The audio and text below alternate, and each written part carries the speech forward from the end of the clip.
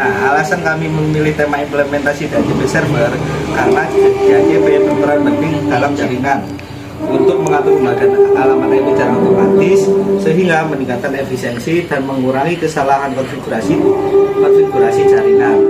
Nah, tema ini juga relevan dengan perkembangan teknologi jaringan, di mana mudah diuji secara langsung serta melatih kemampuan konfigurasi dan troubleshooting yang berguna di dunia kerja. Dynamic Host Configuration Protocol atau biasa disingkat DHCP adalah sebuah protokol berbasis server yang digunakan untuk memudahkan penyebaran IP address ke jaringan lain secara otomatis. Hal ini sangat membantu karena tidak perlu mengkonfigurasi IP address dari satu perangkat ke perangkat yang lain secara manual. Jadi di sini saya akan menjelaskan tentang fungsi DHCP. Yang pertama ada memberikan alamat IP otomatis kepada perangkat yang terhubung ke jaringan. Yang kedua ada mengatur konfigurasi jaringan seperti subnet mask, gateway, dan lainnya. Yang ketiga ada menghemat waktu dan mengurangi kesalahan dibandingkan pengaturan IP secara manual. Yang keempat, mengelola dan mendistribusikan alamat IP agar tidak terjadi konflik antar perangkat. Dan yang terakhir adalah memudahkan administrasi jaringan, terutama pada jaringan besar dan banyak perangkat. Cara konfigurasi DHCP server menggunakan Cisco Packet Tracker. Pertama-tama kita membuka aplikasi Cisco Packet Tracker, kemudian memilih network device dengan menggunakan router 2811. Lalu kita menggunakan switch yaitu 2950 strip 24. Lalu kita memilih menggunakan perangkat end device-nya menggunakan PC yaitu 5 PC.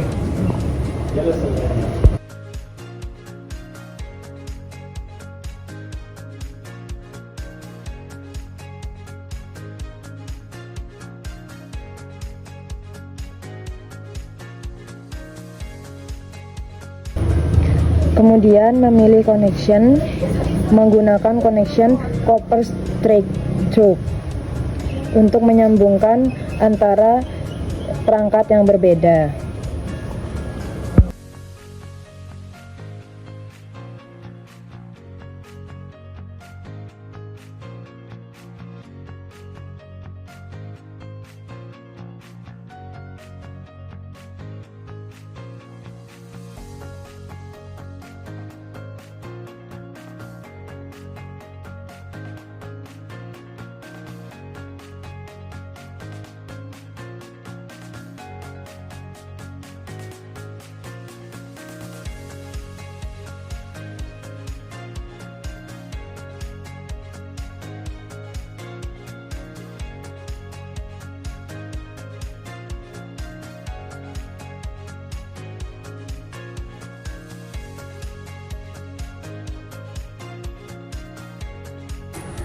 Kemudian kita klik router, lalu pilih CLI, kemudian ketik no di bagian sistem konfigurasi dialog.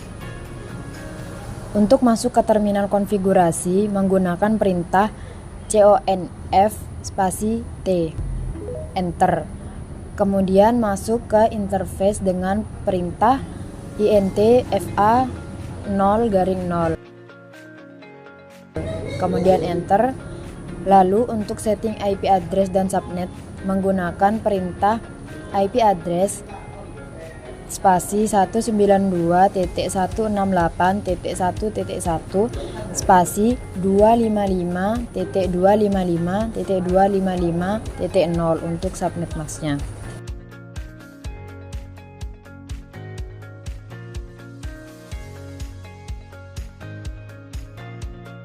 Kemudian untuk mengaktifkan interface menggunakan perintah no shutdown. Lalu enter.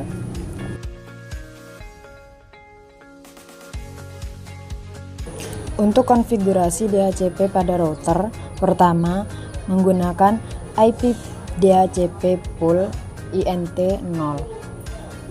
Untuk tempat kita bisa mengatur rentang IP.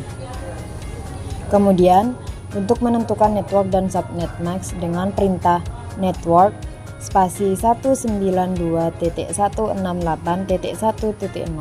spasi 255.255.255.0.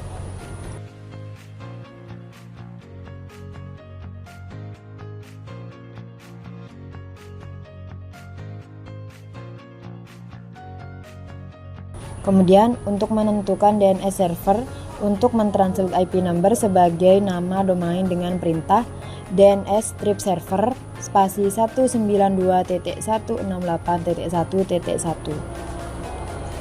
Kemudian dilanjut untuk menyampaikan jarak alamat IP dengan perintah IP spasi DHCP spasi excluded strip address spasi 192.168.1.2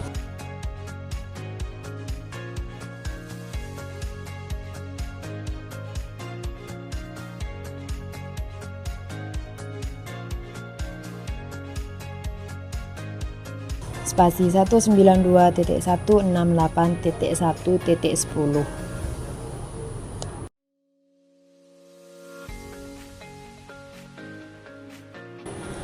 Kemudian enter, lalu close.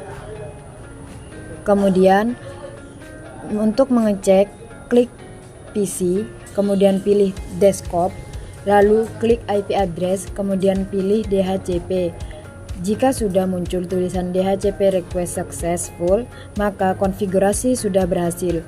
Lalu lanjutkan dengan cara yang sama pada semua PC yang ada.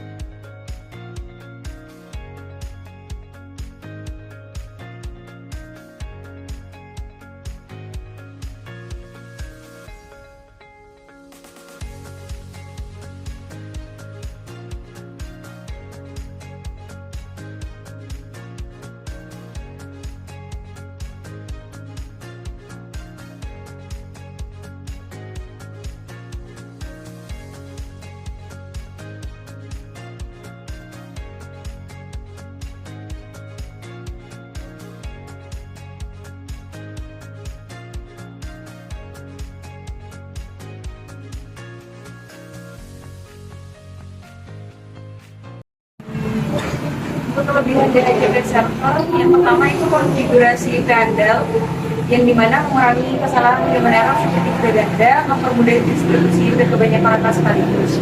Yang kedua itu ada konfigurasi terpusat, semua pengaturan jaringan bisa dilakukan dari satu server, meminimalkan kesalahan dan menghemat waktu tim teknis. Yang ketiga ada perubahan IP ganda.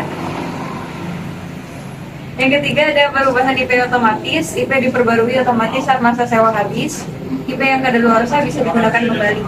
Yang keempat itu ada skalabilitas tinggi, yang dimana dapat melayani puluhan hingga ratusan perangkat sekaligus. Lalu kekurangan DHCP server yaitu yang pertama risiko keamanan. Robot DHCP bisa menyebabkan serangan man in the middle. Yang kedua itu ketergantungan server tunggal, yaitu jika server mati maka semua klien kehilangan koneksi jaringan.